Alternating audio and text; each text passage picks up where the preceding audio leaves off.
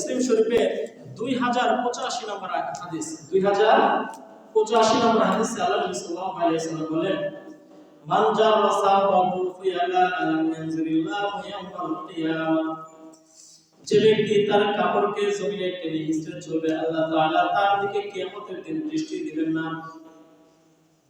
সূরা লোকমানের মধ্যে আল্লাহ তাআলা ঘোষণা করেন, ওয়ালা তুসাইর খাদ্দাকা লিন-নাস ওয়ালা তামশি ফিল আরদি মারহা ইন্নাল্লাহা লা ইউহিব্বু কুল্লা মুখতালিন ফাখুর। হযরত লুকমান হাকিম আলাইহিস সালাতু ওয়াস সালাম তার সন্তানকে নসিহত করছেন, পিতা তার সন্তানকে নসিহত করছেন। এই নসিহতগুলো আল্লাহ তাআলার কাছে এত ভালো লেগেছে, এই নসিহতগুলো আল্লাহ তাআলা সূরাতুল লুকমানের মধ্যে একটা কোরআন নাযিল করেছেন, একটা সূরা নাযিল করেছেন। সূরাটার নাম কি বাবা? সূরাতুল লুকমান। হযরত লুকমান হাকিম আলাইহিস সালাতু ওয়াস সালাম তার সন্তানকে নসিহত করেছেন, 10টা নসিহত করেছেন। আল্লাহ তাআলার কাছে এই নসিহতগুলো এত ভালো লেগেছে, এটা কোরআনের মধ্যে আল্লাহ তাআলা লুকমান সূরা নামে নাযিল করে দিলেন, যাতে দুনিয়ার প্রত্যেকটা বাবা এই নসিহতগুলো তার সন্তানকে পড়ে, যাতে দুনিয়ার প্রত্যেকটা বাবা এই নসিহতগুলো তার সন্তানকে পড়ে। তার মধ্যে এক নম্বর নসিহত ছিল ওয়ালা তুশরিক বিল্লাহ, হে ছেলে, তুমি দুনিয়াতে যতদিন বেঁচে থাকো তুমি ওই আল্লাহ তাআলার সাথে শিরক করবে না। কি করবে না? আল্লাহ তাআলার সাথে শিরক করবে না। এটা ছিল এক নম্বর নসিহত।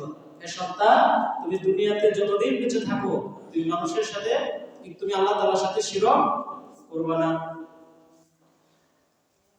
আজকে আমার বিষয় সেটা না। লুকমান হাকিম আলাইহিস সালাতু ওয়াস সালাম এই একটা নসিহত করলেন, ওয়ালা তুসাইর খাদ্দাকা লিন-নাস, হে সন্তান, তুমি অহংকার বশত হয়ে তুমি মানুষের সামনে তোমার মুখকে বেঁকা বানিও না, ফুলিও না। মানে কি রকম? পাঁচ দিন মনে করে একটা গরিব করে ছেলে যাচ্ছে, আমার ছেলে গরিব, গরিবের বাচ্চা। এই যে লোকমান হাকিম তার ছেলেকে বললেন যে তুমি অহংকারের বশীভূত হয়ে তুমি তোমার মানুষের সামনে তোমার গালকে ফুলিও না। আমি সভাপতি ছেলে, আমার সামনে আসিস। লোকমান হাকিম বললেন যে এই কাজটা করবে না।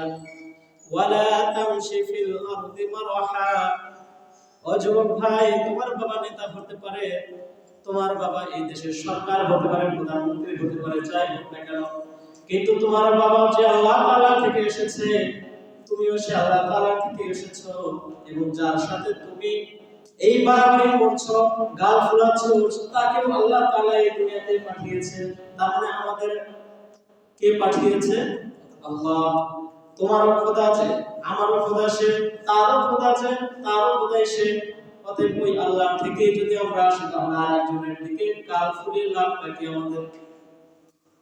তাই লুকমান হাকিম তার ছেলেকে বলছেন, ওয়ালা তুসাইর খাদ্দাকা লিন-নাস, হে সন্তান, তুমি মানুষের সামনে তোমার মুখকে বেঁকা বানিও না, ফুলিও না, অহংকারের বশীভূত হয়ে কাজটা করিও না। ওয়ালা তামশি ফিল আরদি মারহা, তুমি জমিনে চলো নরম হয়ে চলো, তুমি জমিনে চলো দাপট নিয়ে চলিও না। তুমি যে এই জমিনে চলছো, এই জমিন তোমার দাপটের জায়গা না। এই জমিনের উপর তুমি মদের বোতল নিয়ে ঘুরো, মুখে সিগারেট নিয়ে ঘুরো। আল্লাহ তাআলা যদি চাইতে, মাটি যদি চাইতো তোমার গ্রাস করে নিতে পারতো, কিন্তু মাটি তোমার সাথে কোনো খারাপ ব্যবহার করে নাই।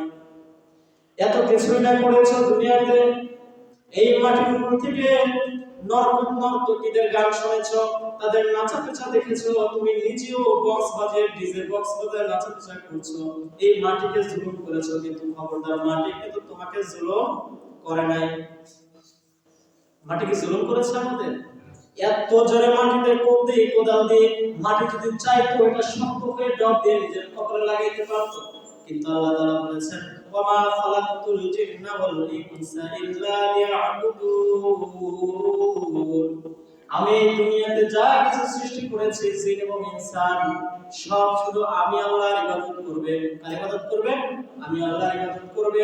আর এছাড়া 18,000 মাখলুকাত যত বানাইলাম সব মাখলুকাত আমার এই জিন এবং ইনসানের গোলামি করবে, আর এই জিন এবং ইনসান শুধু আমি আল্লাহর গোলামি করবে। তাহলে আল্লাহ তাআলা দুনিয়াতে যা কিছু পাঠাইলেন সবকিছু আমাদের বশীভূত